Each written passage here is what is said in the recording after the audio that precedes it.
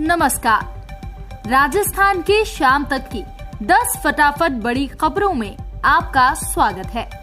Video शुरू करने से पहले आप न्यूज को कहां से देख रहे हैं हमें कमेंट में बताना बिल्कुल ना भूलें और चैनल को सब्सक्राइब करें।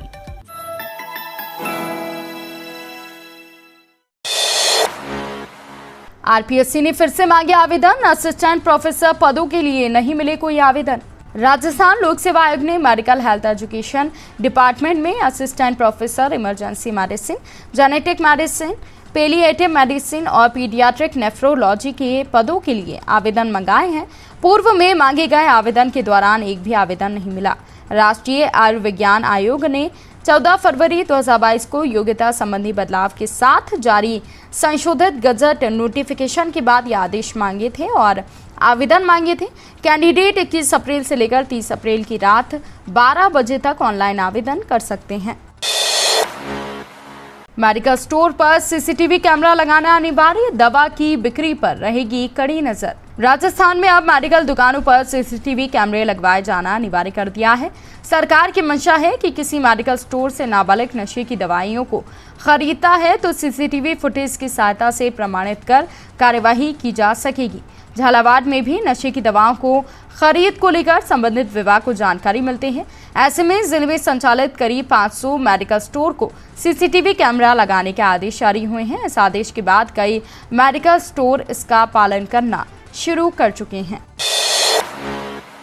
राजस्थान में गायों को पालने के लिए लेना पड़ेगा लाइसेंस। राजस्थान में गहलोत सरकार के नए नियमों में पशु मालिकों के लिए बड़ी मुश्किलें खड़ी हो गई हैं। प्रदेश में गायों को पालने के लिए पशु मालिकों को लाइसेंस लेना पड़ेगा। राज्य के शहरी क्षेत्रों की कैटेगरी में आने वाले घरों में गाय भैंस रखने के लिए 1 साल का लाइसेंस लेना होगा। गाय को रखने के लिए 100 गज जगह भी रखनी होगी। यदि जानवर भटकते हुए पाए गए तो मालिकों पर 10,000 का जुर्माना लगाया जाएगा। गहलोत सरकार ने नए गोपालन नियम लागू कर दिए हैं। गाय और बछड़े से अधिक मवेशी होने पर लाइसेंस को रद्द कर दिया जाएगा। राजस्थान में पंचायत राज उपचुनाव की तारीखों की हुई घोषणा। राजस्थान में राज्य निर्वाचन आयोग ने पंचायती राज संस्थाओं के लिए उपचुनाव कार्यक्रम जारी कर दिए हैं। आयुक्त प्रेम सिंह मेहरा ने बताया कि 31 जनवरी 2022 तक जिला परिषद, पंचायत समिति, सरपंच, वार्ड पंचों के लिए खाली हुई सीटों पर चुनाव कार्यक्रम जारी कर दिया गया है। जिला परिषद, पंचायत समिति सदस्य और सरपंच के लिए चुनाव ईवीएम से कराए जाएंगे। वार्ड पंच के चुनाव मत पत्रों से होंगे। 25 अप्रैल को अधिसूचना जारी होगी। 27 अप्रैल तक सुबह 11 बजे से दोपहर 3 बजे तक नामांकन होगा। 28 अप्रैल को नामांकन पत्रों की जांच होगी। 29 अप्रैल की 3 बजे तक नाम वापस लिए जा सकेंगे। इसके बाद चुनाव चिन्हों का आवंटन होगा। 8 मई को सुबह 7 बजे से शाम 5 बजे तक मतदान होगा और 9 मई को सुबह 9 बजे से मतगणना शुरू हो जाएगी। 10 मई को उप प्रधान का चुनाव होगा। राजस्थान में झुलसाती गर्मी से राहत मिलेगी। 19 से 21 अप्रैल तक नया वेदर सिस्टम एक्टिव होगा। राजस्थान में झुलसाती गर्मी से राहत मिलने के आसार हैं।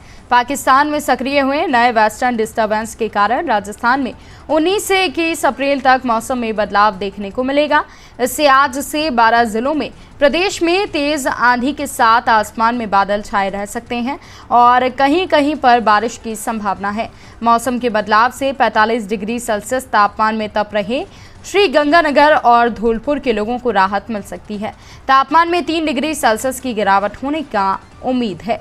जयपुर मौसम केंद्र की माने तो इस वेस्टर्न डिस्टर्बेंस का असर बीकानेर, गंगानगर, चूरू, हनुमानगढ़ के अलावा जैसलमेर, नागौर, जयपुर, सीकर, भरतपुर, अलवर, दौसा और धौलपुर बेल्ट में देखने को मिलेगा। इस दौरान इन जिलों में आंधी चल सकती है। गर्मियों में फिर गड़बड़ाएगा जयपुर एयरपोर्ट का शेड्यूल। तेज गर्मियों और आंधियों का मौसम शुरू हो चुका है। इस साल मौसम की सबसे ज्यादा मार हर साल जयपुर इंटरनेशनल एयरपोर्ट पर पड़ती है। दिल्ली में खराब मौसम होने और आंधियों की वजह से रोजाना 5 से 15 फ्लाइट डाइवर्ट होकर जयपुर पहुंचती हैं। डायवर्शन की वजह से जयपुर एयरपोर्ट का शेड्यूल बिगड़ जाता है। इसकी वजह से यात्रियों को परेशानी का सामना करना पड़ता है। यहाँ पर फिर डायवर्जन शुरू हो चुका है। एक दिन प्रतिदिन यहाँ पर यात्रियों की मुसीबत बढ़ना भी तय है।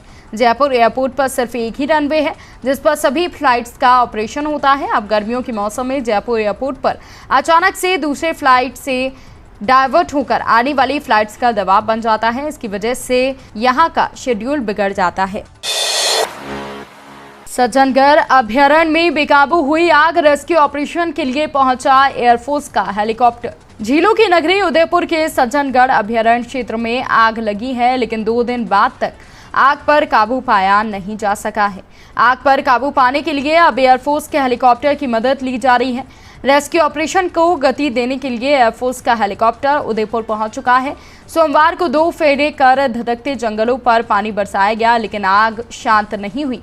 मंगलवार को भी सुबह से रेस्क्यू ऑपरेशन किया जा रहा है। वन विभाग का अमला लगातार आग बुझाने के प्रयास में जुटा है। इससे पहले हाल ही में अलवर के प्रसिद्ध सरिस्का टाइगर रिजर्व के जंगलों में लगी आग पर काबू पाने के लिए भी एयरफोर्स के 2 हेलीकॉप्टर आए थे। बीएसएफ में वैकेंसी, इंस्पेक्टर, सब इंस्पेक्टर समेत 90 पदों पर निकली भर्ती। बॉर्डर सिक्योरिटी फोर्स में इंस्पेक्टर, सब इंस्पेक्टर समेत 90 पदों पर वैकेंसी निकली है। योग्य कैंडिडेट्स बीएसएफ की ऑफिशियल वेबसाइट bsf.gov.in पर जाकर 30 मई तक ऑनलाइन आवेदन कर सकते हैं। उम्मीदवारों के लिए आयु सीमा 18 से 30 साल के बीच होना चाहिए। कैंडिडेट्स को 100 रुपये आवेदन फीस लगेगी। SC, ST और अन्य आरक्षित वर्गों को फीस नहीं लगेगी। सिलेक्टेड कैंडिडेट्स को 44,900 से लेकर 1,42,000 रुपये तक वेतन मिलेगा। इस बार नए नियमों के साथ हो रही 8वीं बोर्ड की परीक्षा, पहली बार जोड़ा गया फेल करने का प्रावधान। पूरे 2 साल बाद राजस्थान में रविवार को 8वीं बोर्ड की परीक्षाएं शुरू हुई। जयपुर जिले में 1,20,118 छात्रों ने परीक्षा के लिए रजिस्ट्रेशन कराया था, जिसमें से 1,17,880 छात्र परीक्षा में शामिल हुए। आपको बता दें कि कोरोना महामारी के चलते पिछले 2 साल से छात्रों को बिना परीक्षा के ही पास किया जाता रहा है, लेकिन इस बार छात्रों को न केवल परीक्षा देनी होगी बल्कि पासिंग मार्क्स भी लाने होंगे। पासिंग मार्क्स न लाने पर छात्रों को फेल किए जाने का प्रावधान है। आईपीएल पर बड़ी खबर, दिल्ली और पंजाब का मैच पुणे की जगह मुंबई में होगा। आईपीएल में कोरोना की एंट्री के बाद मंगलवार को बड़ा फैसला लिया गया है। दिल्ली कैपिटल्स और पंजाब किंग्स के बीच कल यानी बुधवार को होने वाला मैच पुणे में नहीं खेला जाएगा। अब ये मैच मुंबई में ही होगा, जहां पर दिल्ली कैपिटल्स की टीम क्वारंटीन है। दिल्ली के ऑलराउंडर मिचेल मार्श और 2 स्टाफ मेंबर्स के पॉजिटिव आने के बाद ये फैसला लिया गया है। सूत्रों की मानिए तो दिल्ली के सभी खिलाड़ियों का कोरोना टेस्ट मंगलवार सुबह करीब 9 बजे हुआ है, लेकिन इसकी रिपोर्ट अभी तक नहीं आई है। इस बीच खिलाड़ियों की सुरक्षा को देखते हुए गवर्निंग बॉडी ने मैच का वेन्यू ना बदलने का फैसला लिया है।